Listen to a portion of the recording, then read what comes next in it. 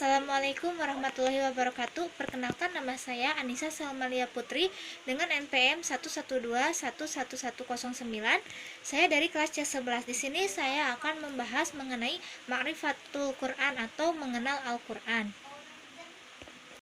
Selanjutnya yaitu definisi Al-Quran. Definisi Al-Quran menurut bahasa ialah Quran yang berarti bacaan. Pengertian seperti ini dikemukakan di dalam Al-Quran sendiri, yaitu sesungguhnya mengumpulkan Al-Quran di dalam dadamu dan menetapkan bacaannya pada lidahmu, itu adalah tanggungan kami. Karena itu, jika kami telah membacakannya, hendaklah kamu ikuti bacaannya. Surat Al-Qiyamah ayat 17-18.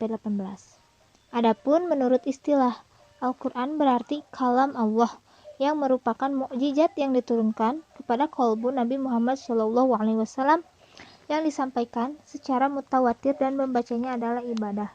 Al-Quran bukan merupakan ucapan maupun gubahan. Al-Quran adalah kalamullah atau kalamnya Allah. Hal ini memberikan pengertian bahwa Al-Quran adalah firman Allah yang diturunkan melalui wahyu.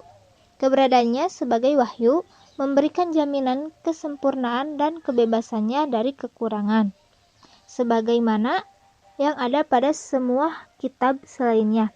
Kebenaran yang ada di dalamnya adalah mutlak. Al-Quran diturunkan ke dalam hati Nabi Muhammad SAW. Keberadaannya sebagai wahyu yang diturunkan ke dalam hati yang memberikan pengertian bahwa ia bukan sekedar dibaca atau dihafal dengan lisan. Al-Quran akan lebih efektif memberikan manfaat kalau interaksi dengannya merupakan interaksi qalbiyah atau interaksi hati.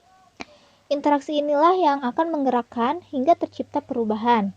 Al-Quran al-manqulu bitawatur, atau Al-Quran ditulis dalam mushaf-mushaf dan disampaikan kepada kita secara mutawatir atau diriwayatkan oleh banyak orang sehingga terpelihara keasliannya.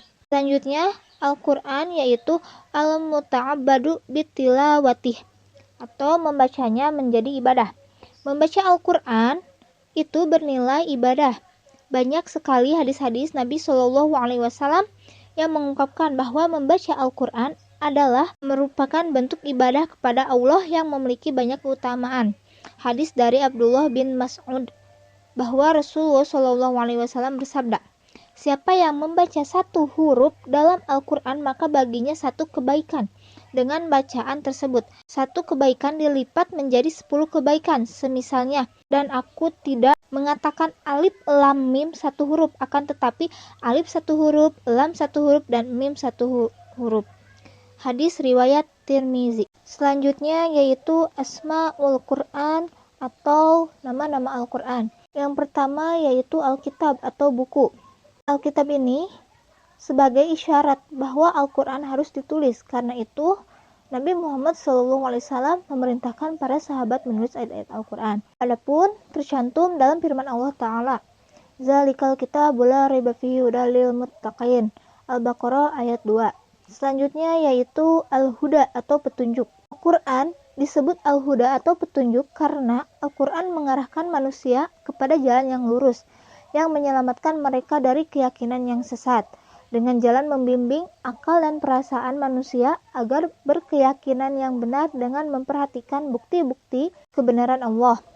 Yang ketiga yaitu Al-Furqan atau pembeda. Pembeda dari Al-Quran yaitu Al-Quran menjadi pembeda antara yang hak dan batil, antara yang benar dan yang salah, antara petunjuk dan kesesatan. Al-Quran juga diturunkan untuk seluruh umat manusia. Yang keempat yaitu Ar-Rahmah atau rahmat.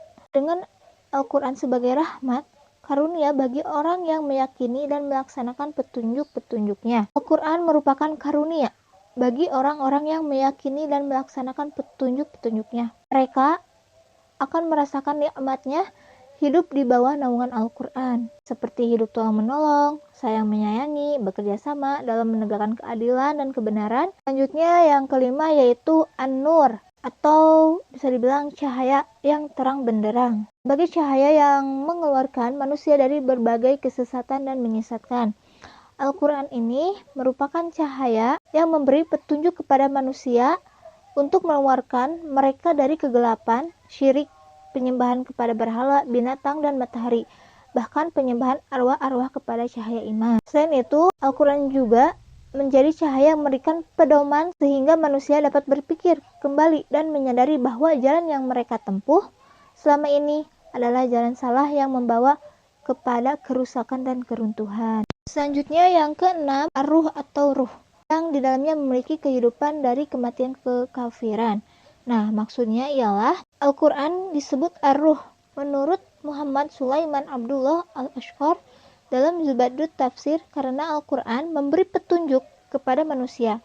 Di dalamnya terdapat kehidupan dari kematian kekafiran. Yang ketujuh yaitu asyifa atau obat. Al-Quran juga disebut sebagai asyifa atau obat karena di dalam Al-Quran terdapat obat bagi segala penyakit seperti penyakit keraguan, kemusyrikan, kemunafikan, syahwat, dan syubhat, termasuk pula semua penyakit jiwa yang mengganggu ketentraman manusia. Yang kedelapan yaitu al-haq atau bisa dibilang kebenaran. Nah, Al-Quran juga merupakan kebenaran yang tidak ada keraguan di dalamnya. Al-Quran mengungkapkan bukti-bukti keesaan Allah dan kerasulan Muhammad SAW. Kesembilan yaitu Al-Bayan, penjelasan.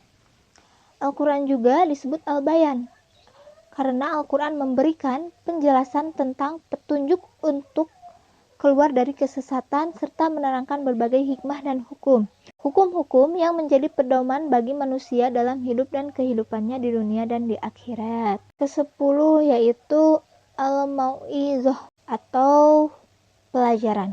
Al-Quran juga disebut Al-Mau'izah karena Al-Quran mengandung banyak sekali pelajaran-pelajaran yang indah yang dapat kita ambil, yang dapat memperbaiki akhlak dan amal perbuatan kita. Di dalamnya disebutkan tentang balasan-balasan yaitu amal dari apa yang telah kita perbuat, yang disampaikan dengan targhib yaitu mendorong atau memotivasi untuk mencintai kebaikan, dan tarhib yaitu menimbulkan perasaan takut. Yang ke-11 az-zikr atau bisa dibilang Al-Quran adalah merupakan sebagai peringatan tentang berbagai permasalahan, juga merupakan dalil-dalil yang jelas yang di dalamnya terdapat pelajaran bagi orang-orang yang ingin mengambil pelajaran. Selanjutnya yaitu makna Al-Quran. Kitabun naba'i wal ahbar, kitab berisi berita dan kabar. Kitabul hukmi wa syariah, kitab hukum dan syariah. Kitabul jihad, kitab jihad. Kitabut tarbiyah, kitab pendidikan. Dan minhajul hayah, pedoman hidup. Selanjutnya yaitu ahtaru nisyanil Quran atau bahaya melupakan Al-Quran. Ada beberapa bahaya dalam melupakan Al-Quran. Yang pertama yaitu dolalum mubin, kesesatan yang nyata. Al-Quran adalah karunia bagi manusia. Dengannya, jiwa kita menjadi suci, bersih dari sifat syirik, keraguan, kemunafikan, dan yang lainnya. Karena tanpa Al-Quran, tanpa bimbingannya, manusia akan tersesat dengan kesesatan yang nyata. Yang kedua yaitu yakun harujun atau sempit dada. Jika manusia melupakan Al-Quran, Allah akan menjadikan dadanya sempit, yaitu sulit mendapat petunjukan. Yang ketiga, ma'isyatun dan kun, atau kehidupan serba sulit. Barang siapa berpaling dari peringatanku, maka sesungguhnya baginya penghidupan yang sempit, dan kami akan menghimpunkannya pada hari kiamat dalam keadaan buta. Surat Toha ayat 124. Allah Ta'ala menerangkan bahwa orang-orang yang berpaling dari ajaran Al-Quran akan selalu merasa kesepian dan kesulitan dalam menempuh jalan hidupnya. Yang keempat, umyul basiroh atau butanya mata hati. Orang yang melupakan Al-Quran, maka mata hatinya itu akan buta, yakni telah tertutup untuk menerima kebenaran. Selanjutnya yang kelima itu qaswatul qalbi atau kerasnya hati. Mereka yang jauh dari Al-Quran, maka hatinya akan menjadi keras.